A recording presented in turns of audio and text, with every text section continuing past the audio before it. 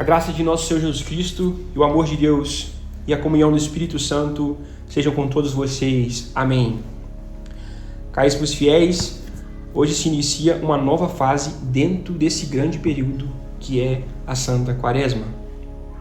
Até agora percorremos no deserto com Jesus, fizemos exames de consciência, refletimos sobre a alma em estado de graça, falamos sobre jejuns, mortificações. Mas hoje queremos entrar no tempo da paixão. Entramos hoje no tempo da paixão, onde toda a nossa atenção se volta para o centro da vida católica. Isso é, o sacrifício de nosso Senhor Jesus Cristo e a nossa santa participação nesse sacrifício. Esse sermão é ainda mais apropriado para vocês que estão dando hoje os seus primeiros passos nessa capela. Como padre de vocês, que deseja, é claro, o bem das almas de vocês, o que eu mais anseio é que uma vida eucarística seja formada em vocês. E nós vamos trabalhar em vocês ao longo dos próximos anos para que essa vida seja cada vez mais formada e mais solidificada. Uma vida que, pela fé, se une de maneira cada vez mais íntima e intensa com Cristo. Sobretudo no mistério da sua paixão. Mistério esse que se revela de maneira mais clara e profunda no sacramento da ceia do Senhor.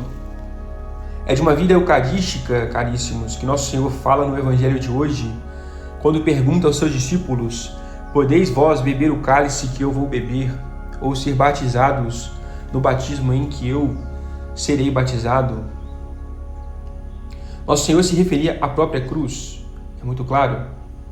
Nessa altura, São Tiago e São João ainda não eram santos, eram apenas Tiago e João. Eles eram no máximo despertos, isso é, eles oscilavam entre o desejo pela glória desse mundo e o desejo por Cristo. Eles imaginavam um reino terreno com um poder terreno, uma glória terrena, com uma alegria terrena. Por isso eles pedem: concede-nos que nos sentemos na tua glória. E Cristo responde logo, imediatamente: não sabeis o que pedis. Eles não sabiam o que estavam pedindo. E é verdade, caríssimos, que é natural de todos os cristãos despertos, que não estão em estado de graça, que eles oscilem entre a glória desse mundo e a glória da cruz, a glória do céu. Querem Deus, mas também querem as amizades mundanas. Querem Deus, mas também querem um relacionamento impuro. Querem Deus, mas também querem ganhar dinheiro às custas da opressão do próximo.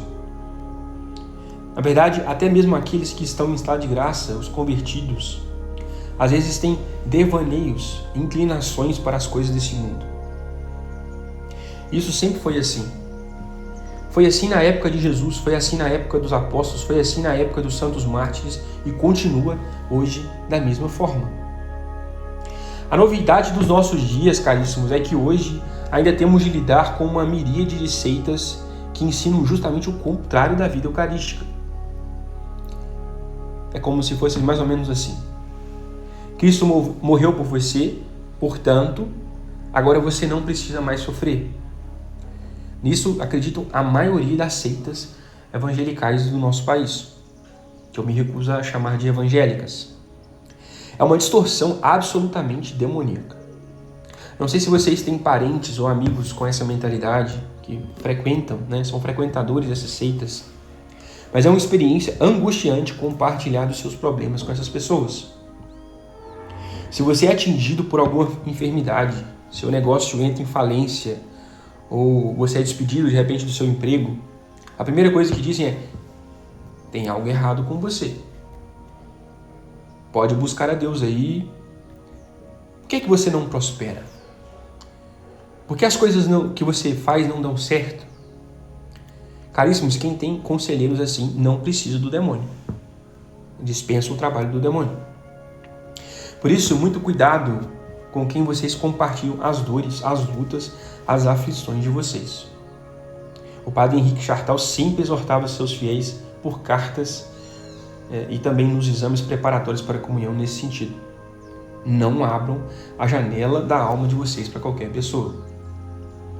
De preferência, procure um padre sério, bem formado na tradição, que te dê uma boa e verdadeira direção espiritual. Isso vai poupar certamente você de muito sofrimento e trabalho oneroso no progresso da vida espiritual. Por outro lado, caríssimos fiéis, existe uma outra mentira igualmente perversa, que parece se opor a essa que acabamos de descrever, mas que é igualmente deletéria para as almas de vocês. Ela parece ser contrária, mas no fundo é a mesma coisa. E essas vocês vão ouvir até mesmo em círculos chamados luteranos por aí. Trata-se da negação da santificação. Como outro dia eu ouvi um desses teólogos dizendo em seu canal no YouTube, ele dizia: ninguém é mais santo que ninguém. Isso pode parecer humildade, mas é arrogância. É como uma santa certa vez disse, né? Satanás consegue imitar a humildade, mas não a obediência. Eles gostam muito de falar da teologia da cruz, mas na prática eles anulam a cruz. Porque se não há possibilidade de santificação, de progresso, de crescimento na vida espiritual, então, obviamente, não há nenhuma cruz para carregar. Não teríamos nenhuma cruz. Mas as palavras de Jesus foram claras para aqueles discípulos. E elas não diziam respeito somente a esses 2 discípulos que se tornaram santos, obviamente, mas também a nós. As palavras de Jesus são inequívocas. Vós bebereis. Quer dizer, primeiro ele pergunta e depois ele afirma: vós bebereis o cálice que eu devo beber. E sereis batizados no batismo em que devo ser batizado. Caríssimos católicos, aqueles que estão caminhando em direção ao céu, não é que eles podem, não é que talvez eles vão, mas eles vão viver muitas cruzes aqui na Terra. E assim eu espero que vocês vivam cruzes aqui na Terra. Alguns de vocês já começaram a experimentar isso. Pelo menos 3 pessoas aqui vieram de longe, de outros estados, deixaram o convívio com a família, atendendo a um divino chamado, por amor à verdade e à Santa Igreja. Queridos, as cruzes que recebemos das mãos da divina providência, elas não são sinais de desaprovação, de descontentamento de Deus, como ensina a teologia da prosperidade das seitas pentecostais do nosso país. Mas elas também não são irrelevantes e nem inúteis para a salvação, como ensinam esse outro grupo que eu descrevi. Elas são os degraus pelos quais subimos em direção ao céu ou descemos em direção ao inferno. Porque o que está em jogo diante de nós, todas as vezes que Deus nos envia uma cruz, é a possibilidade do escândalo e a perda da fé. Diante de uma doença, de uma traição, de uma perda, de um ataque, de uma afronta, de uma humilhação, frustração, ou perdemos a fé, caímos em pecado mortal, ou crescemos na graça. Não há meio termo aqui. Não somos salvos por crermos na justificação pela fé somente. Somos salvos pela fé somente. Isso é porque aprendemos Cristo por meio dessa fé. Há uma grande diferença. Há uma grande diferença entre uma coisa e outra. Você pode ir para o inferno crendo no sola fide, mas você não pode ir para o inferno se uma fé viva e verdadeira existir dentro de você. É impossível. É impossível se perder tendo uma fé viva e verdadeira dentro de você. Vós bebereis o cálice que eu devo beber, e sereis batizados no batismo em que devo ser batizado. Essa realidade, caríssimo, se concretiza de maneira sacramental na vida da igreja. Aqueles que são batizados na morte de Cristo. Isso é, se eles não caem do pacto batismal, eles vão morrer.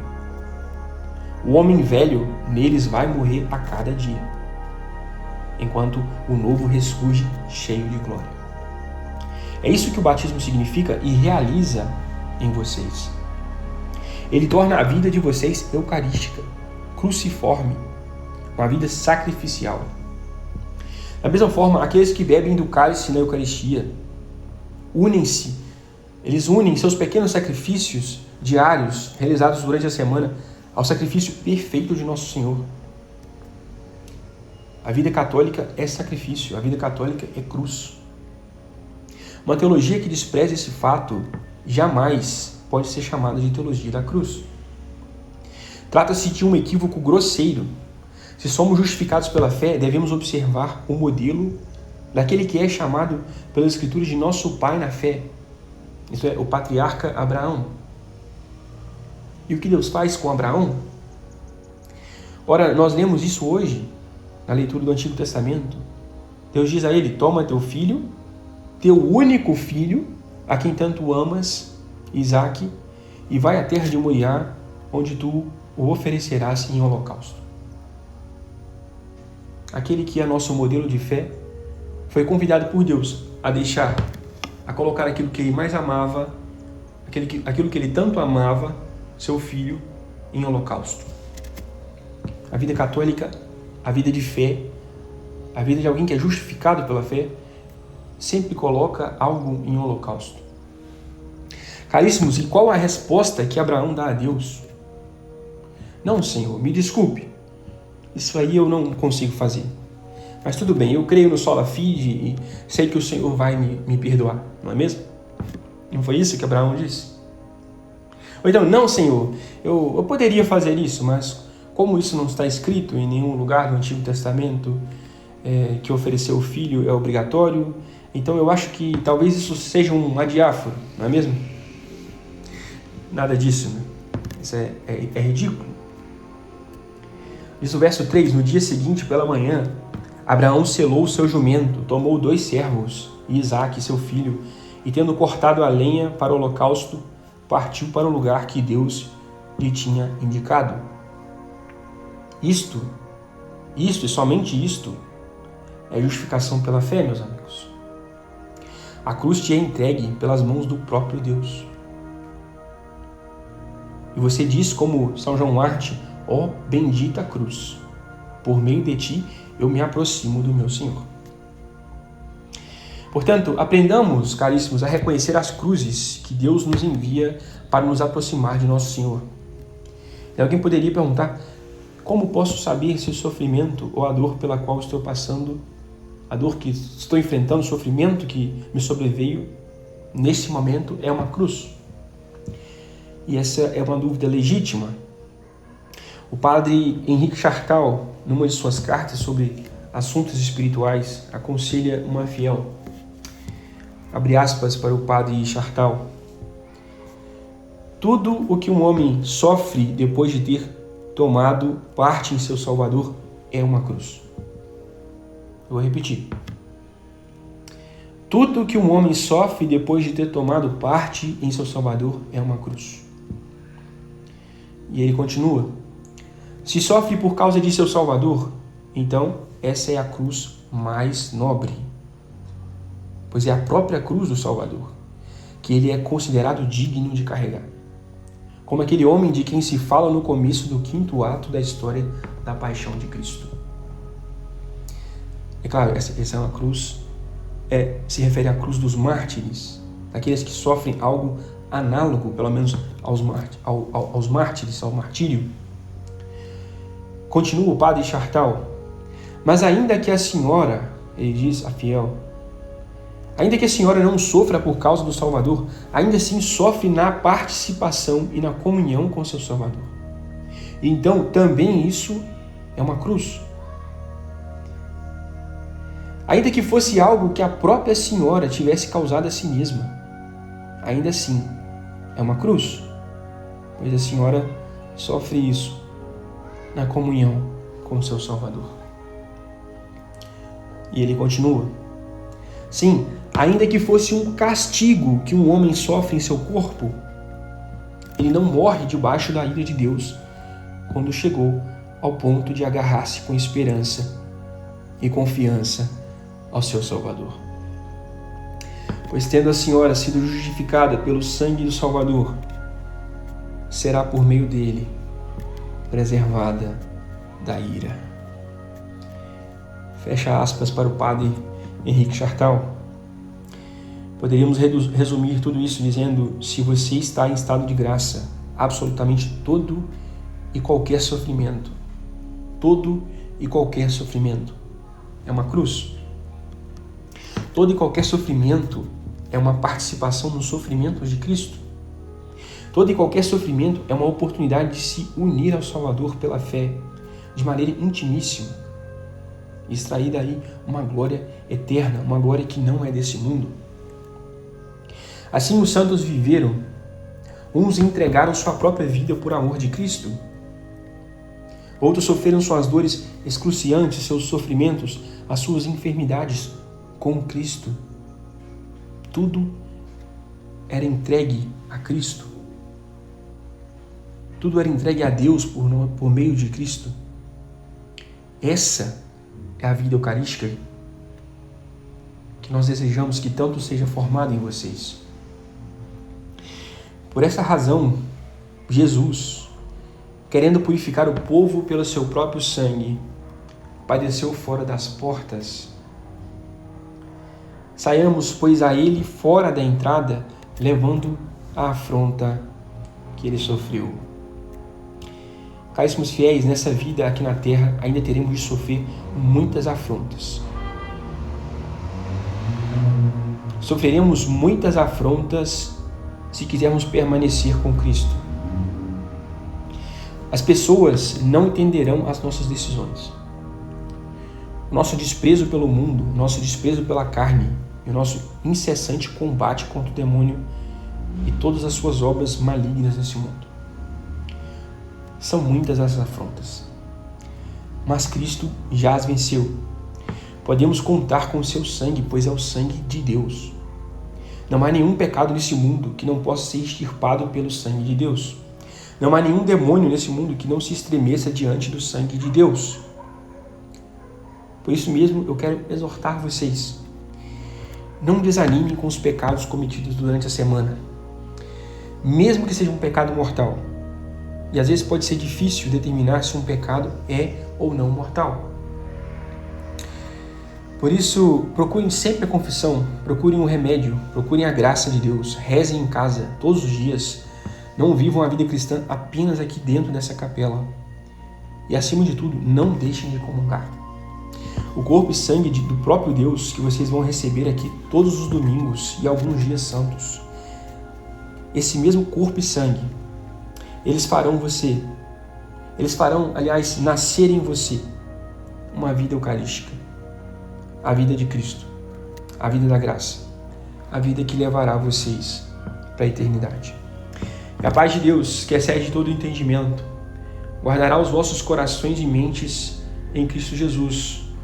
Amém.